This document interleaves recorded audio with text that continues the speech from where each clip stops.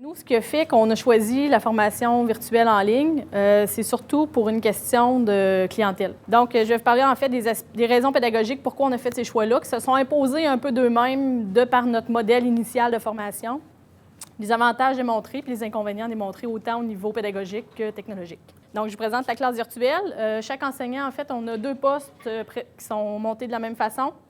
Il y a 2 classes simultanées qui se donnent en présence avec 3 périodes différentes, donc soit le matin, l'après-midi et le soir, dépendamment des journées. Il y a des journées qu'on fait juste AM, PM ou des journées qu'on fait juste AM, c'est-à-dire PM et soirée. Donc, depuis 2001, en fait, ce qu'on faisait, c'était de la formation qui était en individualisé de soir, qui était montée, l'élève se présentait en classe, mais c'était une formule individualisée. On avait 2 groupes à ce moment-là qui ont fini par s'essouffler.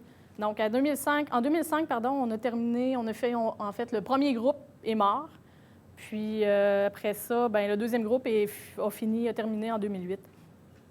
Entre les deux, il y a Benoît Lauzé, un enseignant, c'est lui qui a instauré le projet en fait de classe virtuelle.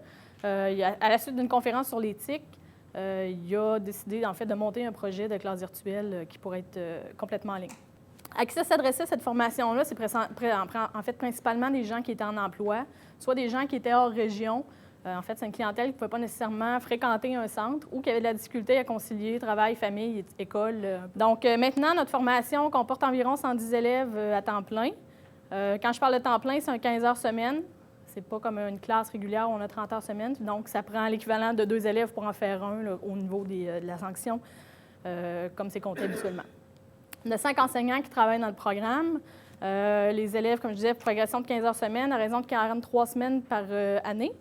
Le programme, c'est un programme de 1800 heures, donc 4 sessions de 450 heures qui sont réparties en 20 projets d'avancement différents à peu près par session.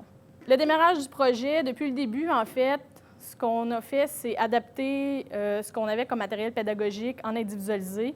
On a juste pris ce qu'on avait là, on l'a adapté pour pouvoir le mettre en ligne. Donc, on a adapté tout ce qui était consigne pour que ça soit facilement accessible à l'élève, pour qu'ils puissent l'utiliser à partir de chez eux. On a utilisé TICFP, donc l'environnement numérique d'apprentissage TICFP, plus la classe VIA.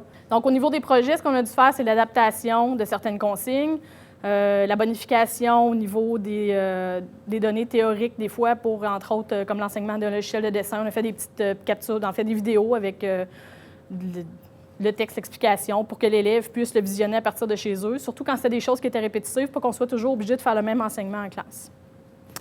Ensuite de ça, on a fait bonification de certaines notes de cours pour faciliter l'apprentissage, évidemment, parce que l'élève le fait à partir de la maison, évidemment. Il n'est pas toujours seul, il y a de l'accompagnement avec un enseignant, mais il y a quand même une bonne partie du travail à faire lui-même. Tout ce qui est théorie comme telle de base, donc tout ce qui est tâches de départ, en fait, quand on démarre un nouveau projet ou un nouveau module de formation, l'enseignement est fait en classe. Donc, l'élève se présente dans notre classe virtuelle à un moment X, quand lui est rendu là, en fait, là, c'est pas sur présence ou c'est pas sur commande en fonction de nous, ce qu'on veut faire. C'est vraiment, on répond vraiment à l'élève en fonction de lui, son besoin. Donc, il vient nous voir, on commence, il nous dit, je commence tel projet, je suis rendu là, qu'est-ce que tu as comme information de démarrage à me donner? Puis on lui donne ce qu'il y a par rapport à ça. Puis après ça, l'élève part, il va faire les apprentissages qu'il a en lien avec ces projets-là. Puis quand c'est prêt, il nous fait corriger les projets. Donc, les avantages pédagogiques, mais pour l'élève, en fait, il y en a beaucoup, dans le sens où c'est lui qui est proactif. Il est responsable de sa formation, c'est lui qui se prend en main, dans le fond, puis qui fait que ça avance. C'est sûr que nous autres, on lui impose un échéancier. Il doit avancer selon ce qu'on donne comme temps donné pour un projet X. Puis il sait que sa sanction arrive à telle date. Donc, à ce moment-là, il ne peut pas nécessairement dépasser beaucoup les échéanciers par rapport à ça. On a quand même une certaine flexibilité, mais quand c'est dû, c'est dû. C'est une formule qui offre beaucoup de liberté. C'est sûr que ça prend une bonne dose de motivation, mais c'est lui qui fait ça quand ça lui adonne chez lui, dans le fond, là. C'est lui qui fait son horaire, puis il vient fréquenter selon ce qu'il a de besoin en classe. Au niveau de l'enseignant, c'est sûr que ça demande... Au niveau de l'enseignant, il est toujours en réaction par rapport à ce que l'élève demande. Il y a besoin, en fait, c'est sûr qu'au niveau de... S'il y a besoin d'une rencontre individuelle ou s'il y a besoin d'un support X, on est disponible pour ça. Donc, on a même des plages horaires qu'on se réserve dans l'horaire. Si l'élève a besoin vraiment d'un dépannage particulier, individuel, on va lui donner un rendez-vous, puis on va le faire avec VIA sur classe en ligne comme ça. On peut même enregistrer la présentation pour lui permettre de la réécouter par la suite. Ensuite, on n'a pas de préparation de cours à faire. C'est sûr que c'est avantageux pour l'enseignant. Tout ce qu'on donne comme explication, dans le fond, c'est des notions des notions complémentaires, c'est de la théorie qu'on va donner en démarrage de projet, mais on n'a pas de cours comme tel à monter. Puis à partir du moment où c'est fait, bien, c'est fait. Moi, je dirais que c'est comparable beaucoup à une formation, pas une formation, c'est-à-dire, mais un partenariat 1 pour 1, comme si on était en entreprise. Ça veut dire que l'élève, bien, il y a quelque chose, il a besoin de quelque chose, on lui répond tout de suite, puis ça lui permet d'avancer par la suite. On a peu de limitations aussi dans les activités pédagogiques. Je vous dirais que tout ce qu'on faisait en classe, on est capable de le faire en virtuel, mais on a adapté en fonction de ce qu'on avait comme matériel disponible, puisque l'élève avait disponible chez eux aussi. Inconvénient au niveau de la pédagogie, c'est sûr que pour l'élève, il faut qu'il soit motivé. S'il n'est pas motivé, ça ne donne pas grand-chose, puis il finit par abandonner. Donc, il peut aussi facilement se sentir seul. S'il ne prend pas le réflexe de venir fréquenter régulièrement les classes virtuelles, il peut se sentir un peu laissé à lui-même, dans le fond. Fait que c'est à lui à devenir proactif dans ça. Il faut qu'il fasse attention aussi, parce que c'est souvent une pensée magique. L'élève va dire ben, je m'inscris en virtuel, je vais avoir le temps de tout faire ça, en plus de travailler 40 heures semaine, d'avoir 3 enfants, chien, hockey. Donc, finalement, à un moment donné, ils se rendent compte que ça ne rentre pas dans l'horaire. Au niveau de l'enseignant, ce qu'il y a comme inconvénient, c'est vraiment le suivi qui est plus lourd. C'est un suivi individuel. Donc, au lieu d'avoir un suivi de groupe, c'est 110 groupes qu'on a à suivre, parce que c'est 110 élèves différents. Ça amène un lot de correction aussi qui est assez impressionnant. Donc, Annick en parlait, on finit de remplir quelque chose, tu finis de corriger, la boîte de courriel elle se remplit automatiquement, puis il y a encore de la correction à faire. Donc ça, c'est un aspect qui est quand même assez négatif, je dirais, au niveau de la formation. Il faut être capable de se revirer sans dessous aussi, parce que quand l'élève se présente en classe, il peut nous poser une question sur à peu près n'importe quoi dans le programme. C'est ça qu'on a spécialisé. Certains enseignants ont des spécialités, puis l'élève sait que l'enseignant est apte à répondre à cette question-là plus qu'une autre. Mais ça arrive quand même des fois qu'on a des questions un peu sur tout. Avantage technologique, bon, au niveau de la partie synchrone, on utilise la plateforme VIA. Je vous dirais que c'est comparable à un environnement de classe. Donc, c'est comme si c'était ma classe à moi. Dans ma classe virtuelle comme ça, ce que je fais, c'est que j'installe tout ce qui est documents répétitifs, mes notes de cours, les affaires que je sais que je vais me servir régulièrement, pour les avoir à portée de main. Quand l'élève vient me poser une question, je fais juste afficher le document à l'écran, puis je l'annote en même temps avec lui. La plateforme VIA nous permet d'utiliser des outils de dessin. C'est quand même relativement important dans notre cas parce qu'on a un métier où il faut expliquer quelque chose à l'élève avec des croquis. Donc, Stéphane nous en fait une belle démonstration. Ensuite de ça, au niveau, on peut télécharger, comme je disais dans la classe, plusieurs formats de documents, PDF, les fichiers Excel, les fichiers Word, fichiers PowerPoint comme on a là. Donc, je peux faire de la correction en ligne d'un élève. Donc, si l'élève me présente son document, son fichier dans le fond de dessin en PDF, bien, je peux l'annoter directement dans ma classe.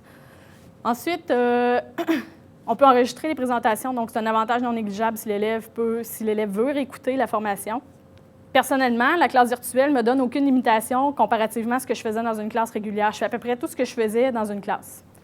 Tu peux donc, dans ton cas, partir AutoCAD, le partager? Oui, absolument. Partager mon écran à l'élève ou, à l'inverse, lui aussi peut me partager son écran et me montrer son dessin s'il y a quelque chose ou, si j'ai une commande de dessin à l'expliquer, le faire à partir du partage d'application. Mais on dit AutoCAD... ça peut être n'importe quel autre programme. Ça là, je veux peut dire, être Excel en comptabilité, ça peut être Word. Bon, c'est l'écran complet qui est partagé à ce moment-là. Bon, voici VIA avec un exemple de dessin, qu'est-ce qu'on peut faire comme explication. La deuxième partie, au niveau des avantages technologiques, donc ce qu'on a utilisé, c'est l'environnement d'apprentissage TIC-FP. Donc, c'est comme si c'était notre disque dur physiquement dans l'école, où toute notre documentation est montée. Donc, chacun des projets est tout compartimenté avec la fiche de projet comme telle qui donne les explications à l'élève, qu'est-ce qu'il va avoir à faire, les documents associés à ça, s'il y a des notes de cours, s'il y a des documents pour compléter, s'il y a des exercices à faire, tout est disponible là. Donc, en fait, ça, s'il a accès à ça en temps réel, n'importe quand, n'importe où dans le monde, à partir du moment où il a accès à un ordinateur avec une connexion Internet. On utilise aussi, depuis 2 ans, un groupe Facebook fermé, donc qui nous permet d'avoir un lien aussi avec nos élèves. Donc, en fait, tout ce qu'on fait, c'est de mettre un peu des photos au niveau de l'architecture, de mettre des nouvelles. Des fois, c'est de mettre des informations concernant les matériaux. Si on a des informations particulières à donner aussi à nos élèves pour l'ensemble du groupe, on peut le faire via Facebook. Donc, ils sont là, ils sont souvent là, puis en même temps, bien, ça amène d'échanges, ça crée un lien, un sentiment d'appartenance avec les élèves pour la formation comme telle. Dirais-tu qu'il y a des apprentissages qui se font là? Souvent, entre eux autres.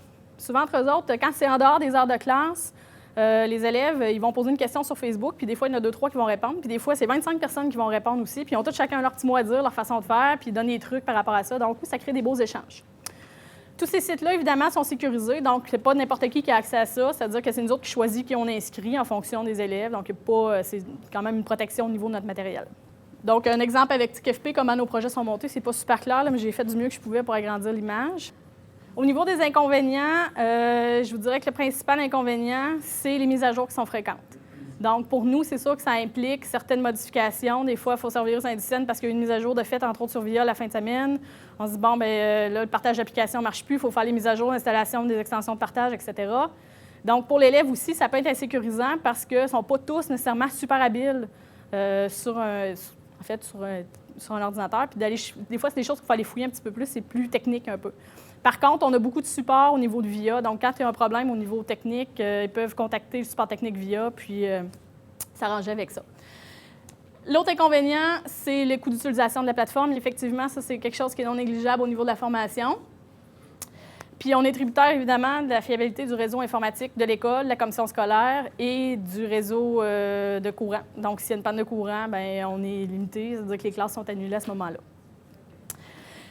L'autre inconvénient au niveau de la correction comme telle avec TIC-FP, ce qu'on a comme façon de faire, c'est qu'il faut aller récupérer les fichiers sur le site Internet, les télécharger sur notre ordinateur, après ça, corriger le dit fichier, sauvegarder sur notre poste, renvoyer ça par courriel à l'élève. Si c'est nécessaire, des fois, c'est des plans, donc on n'a pas le choix d'imprimer ces plans-là puis de les renumériser par la suite. Donc, ça fait beaucoup de manipulations pour arriver à faire le suivi, dans le fond, par rapport à ça. L'autre inconvénient qu'on a eu par rapport à TIC-FP, c'est que ça fait longtemps qu'on l'utilise, donc depuis 2006, ce qui fait qu'il y a eu beaucoup de modifications, beaucoup d'ajouts qui sont intéressants présentement, qu'on ne peut pas nécessairement bénéficier parce que notre matériel était déjà monté d'une certaine façon, puis pour le refaire, dans le fond, ça nous prendrait presque autant de temps que lorsqu'on a fait le démarrage, qui a quand même été non négligeable en termes d'investissement de temps pour monter tout ça. Donc, moi, ce que je vous dis, c'est que peu importe la formation, ce qui est important, c'est de trouver des outils qui sont adaptés à vos besoins, de prendre le temps de bien évaluer. Dans le fond, ça nous prendrait presque autant de temps que lorsqu'on a fait le démarrage, qui a quand même été non négligeable en termes d'investissement, monter tout ça. Moi, ce que je vous dis, c'est que peu importe la formation, donc, de temps pour...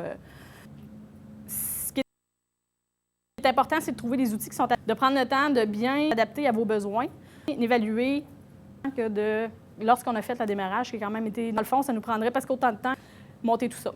La formation, s'il te plaît. Donc, de temps pour... ce qui est important, c'est de trouver des outils qui sont... de prendre le temps de bien adapter à vos besoins, d'évaluer lorsqu'on a fait le démarrage, qui a quand même été... Dans le fond, ça nous prendrait presque autant de temps. La formation, monter tout ça. S'il te plaît.